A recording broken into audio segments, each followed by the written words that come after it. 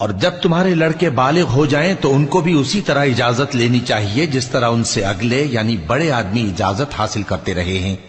اس طرح اللہ تم سے اپنی آیتیں کھول کھول کر بیان فرماتا ہے، اور اللہ جاننے والا ہے، حکمت والا ہے۔ اور بڑی عمر کی عورتیں جن کو نکاح کی توقع نہیں رہی اور وہ زائد کپڑے اتار کر سر ننگا کر لیا کریں تو ان پر کچھ گناہ نہیں، بشرطے کہ اپنی زینت کی چیزیں نہ ظاہر کریں،